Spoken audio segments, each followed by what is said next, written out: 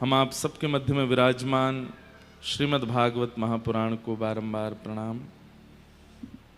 मंच पर विराजमान समस्त विप्रवृंद, गंधर्वजन, ब्रजवासी जन और आप सभी श्रोता भाई बंधु मातृशक्ति, कथा के निमित्त यजमान, बचान परिवार और बी पराग जी और उपस्थित यहाँ समस्त वैष्णव चित्त से ब्रजवासी जन, आप सभी श्रोता भाई बंधुओं को, माताएं, बालक, मित्र, सखा, सबको जय श्री कृष्ण, जय सिया राम, जय श्रीमन नारायण, जय जय श्री राधे। ठाकुर जी की बड़ी कृपा, हम आप सब लोग वृंदावन प्रकट महोत्सव श्री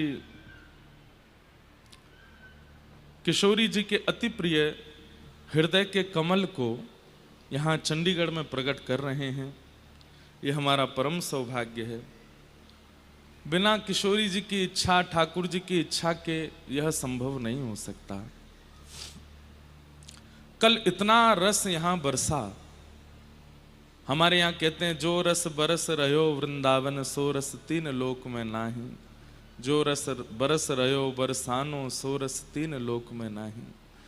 पर वो रस तो अद्भुत है।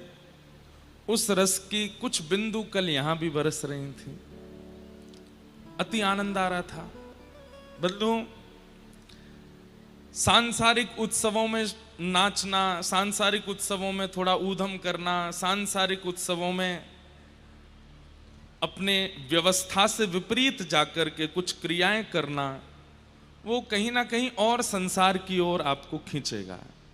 किसी के विवाह उत्सव में आप खूब नाचो, खूब बढ़िया उत्सव मनाओ, किसी के जन्मदिन पर खूब नाचो, खूब बढ़िया पार्टी करो, पर वो नृत्य, वो उत्सव आपको और संसार की ओर बनाएगा और माया के जाल में डालेगा।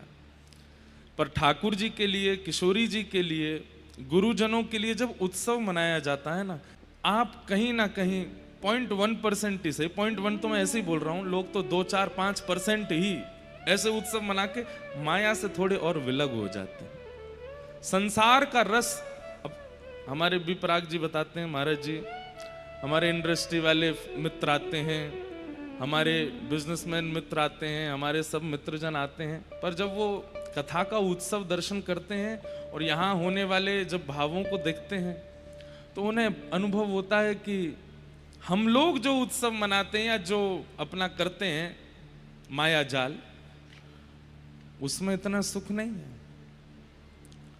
और बात हो भी, उसमें सुख हो सकता है, यहां तो आनंद होता है। आनंद और सुख में अंतर है। सुख और आनंद में अंतर यह है कि सुख एक घड़ी से ऊपर जाने पर खलने लगता है और आनंद एक घड़ी से ऊपर जाने के बाद में और आनंद देने लगता है। आनंद, आनंदाम बुद्धिवर्धनम प्रतिपदम, यहां आनंद वर्धन होता है। कल कितने 100 किलो दधी यहां पर प्रयोग किए गए ठाकुर जी के उत्सव में। कल हम जब यहाँ से निकले तो रास्ता में हमको जो लोग रिक्शा में, बाइक पर, सब सने हुए दिख रहे ऊपर से नीचे तक, लेकिन अधिकतर व्यक्ति सन जाने के बाद में उदास रहता है, पर सब हंसते हुए जा रहे थे, आनंद में जा रहे थे, प्रसन्न हुए जा रहे हैं। क्यों? हमारे सूरदास जी महाराज कहते हैं एक पद में, सूरदास कारी कामर पे चढ़े न दूजो रंग। या तो श्री कृष्ण अपना रंग किसी पर चढ़ाते नहीं है, छिड़कते नहीं है, और एक बार यदि श्री कृष्ण अपना रंग छिड़क देते हैं तो फिर उस पर दूसरा रंग कभी चढ़ने का मन ही नहीं होता, इच्छा ही नहीं होती कि अब इसके बाद कुछ और स्पर्श हो। मीराबाई जब जब मंदिरों में जाती तो होली उत्सव होता तो जो गुलाल उड़ाया जाता था ना, उन गुलालों को मीराबाई जो उनके ऊपर आता था, बाहर आकर के अपने मुख से कई दिन तक तो उसको धोती नहीं, केवल कुछ छींटे मार करके भाव रखती और बाकी जो भी कुछ गुलाल के कण अंग पर आते उनको एक जगह इकट्ठा कर लेते थे। कभी ऐसे नंदोत्सव में जाती तो दधी काना होता, तो उस दधी काने का जो भाव था उसको सुखा लेती हाथ में लेकर के, और सुखाने के बाद फिर उसको रखती थी अपने पास। क्यों? इस भाव से कि ठाकुर जी ने मुझे प्रदान किया है, मेरे लाल जी ने मुझे प्रदान किया है। और यही सबसे बड़ी पूंजी है भक्तों की, वैष्णवों की।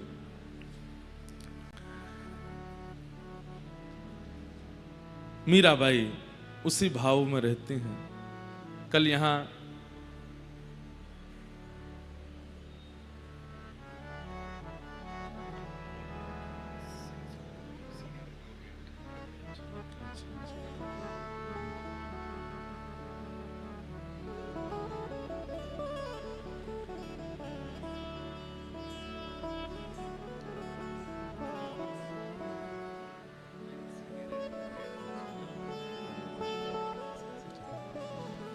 अनमोल रतन सिद्धू जी सीनियर एडवोकेट हैं, पंजाब हाई कोर्ट के, आज पधारे हैं। आपका बहुत बहुत अभिनंदन, बहुत बहुत स्वागत।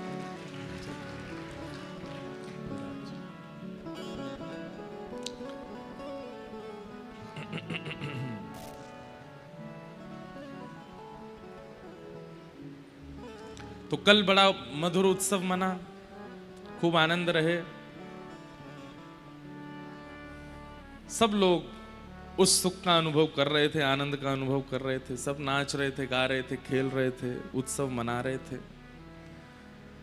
श्रीमद् भागवत में भी कुछ ऐसा ही वर्णन है। अवाद्यंत विचित्राणि वादित्राणि महोत्सवे। लाला के जन्म में ऐसा उत्सव मनो, ऐसा उत्सव मनो कि महाराज लोग विचित्र विचित्र वाद्य बजाने लगे। विचित्र वाद्य कैसे बजा रहे हैं?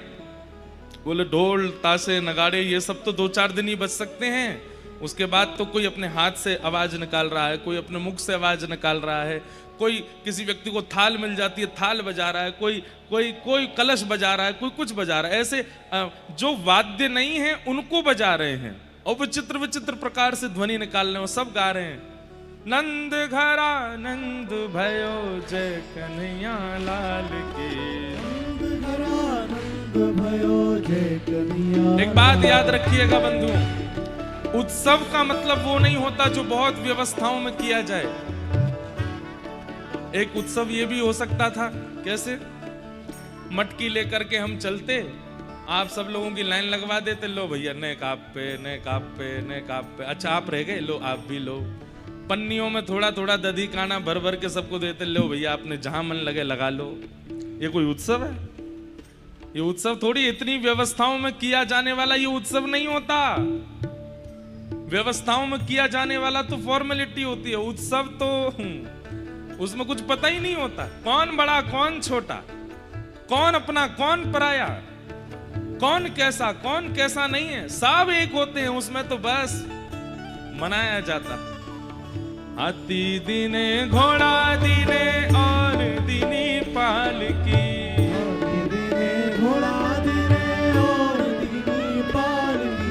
पालकन को लाडू पेड़ा बूढ़ने को लापसी, पालकन को लाडू पेड़ा बूढ़ने को लापसी। हे हाँ हाँ ओ नंद घरा नंद भयो जय कन्हैया लाल की। नंद घरा नंद भयो जय कन्हैया लाल की। नंद घरा नंद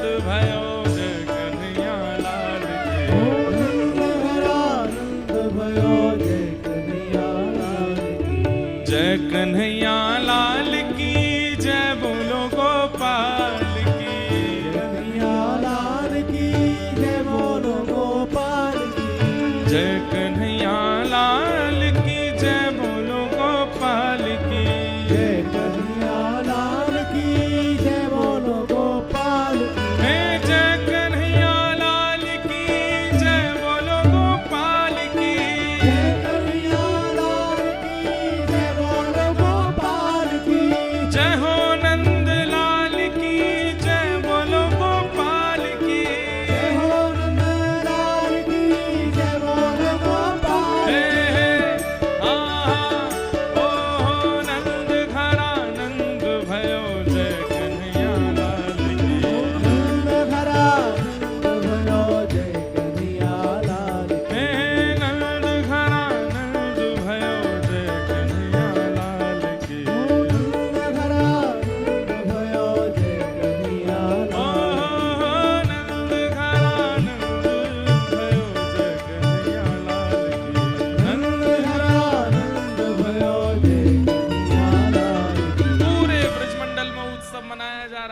नाच रहे हैं, बैठ जाओ। वो तो नाचते ही रहोगे, कल से नाच ही रहे हो आप लोग। वैसे तो ये नृत्य कभी बंद ही नहीं हो। ठाकुर जी के उत्सव में तो बस ऐसे नृत्य चलता रहे। संसार में नाचने से बढ़िया यहां नाच लो, ठाकुर जी के सामने नृत्य कर लो।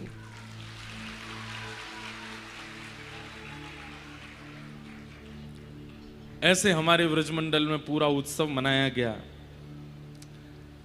विप्रों को बुलाया नंद बाबा ने, और नंद बाबा ने बुला करके ब्राह्मणन ते कही, भैया आप लोग पहले स्वस्ति वाचन करो। ब्राह्मणों ने आकर के वाचयित्वा स्वस्तेनम जात कर्मात्मजस्य वै कारयामास विधिवत पितृदेवार्चनम तथा। बहुत ध्यान से सुनिए बंधुओं, हमारे वैदिक शास्त्रानुसार विप्र जो हैं ये मंगल द्योतक होते हैं। इनके आगमन से और इनके द्वारा की गई क्रियाओं से हमारा कार्य मंगलमय हो जाता है। पर आजकल लोग बाग इस बात को समझते नहीं है, इस बात को मानते नहीं है, और जातिवाद में आकर के फिर विद्रोह विद्वेष आदि करने लग जाते हैं, और जिसके कारण अमंगल अमंगलों का अनुभव करना पड़ता है। हम नहीं कह रहे हैं, साक्षात भागवत जी कह रही हैं कि परमात्मा भी जब श्री कृष्ण रूप धारण करके पृथ्वी पर आते हैं तो उनके जन्म होते ही, खबर पड़ते ही सबसे पहले ब्राह्मण जाकर के स्वस्ति वाचन करते हैं। तभी तो श्री ठाकुर जी का संपूर्ण लीला जो मानव कल्याण के लिए की है ठाकुर जी ने, वो मंगलमयी हुई। क्यों? ब्राह्मणों ने उसका प्रारंभ कराया।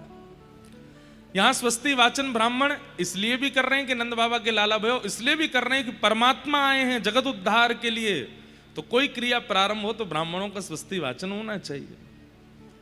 और ब्राह्मणों ने स्वस्ति वाचन किया।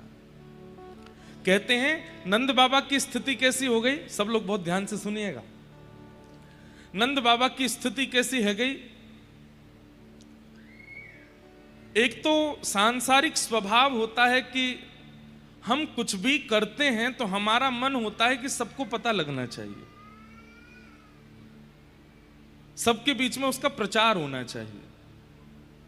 हम अपनी एक निजी बात बताएं, बहुत अपनी अंतरंग बात बताएं। कथा का प्रचार होता है, कथा में जो उत्सव मनाया गया उसका प्रचार होता है। वो करना आवश्यक इसलिए क्योंकि आज का युवा उसी से ही समझता है, उसी से ही जानता है, उसी को देख करके कथा में आता है। पर हम निज रूप से क्या करते हैं उसका प्रचार करने का बिल्कुल मन नहीं होता। निज रूप से क्या गा रहे हैं, क्या खा रहे हैं, कहां जा रहे हैं, या अपने लाल जी के नित्य दर्शन भी मैं कहीं नहीं डालता, ना किसी को कहते हैं कि रोज डालो। कई लोगों बोले आप नित्य गिरधर लाल जी के दर्शन डालना शुरू कर दो। मैंने कहा राधा वल्लभ जी के होते हैं, राधा रमन जी के होते हैं, बिहारी जी के होते हैं, जगन्नाथ जी के होते हैं, द्वारिकाधीश के होते हैं, सब करो। और ये तो आचार्यों ने कहा है, अपनी सेवा जितनी गुप्त रखोगे उतने अनुभव होंगे। आज भी श्रीनाथ जी का एक भी फोटो आपको नहीं मिलेगा सोशल मीडिया पे।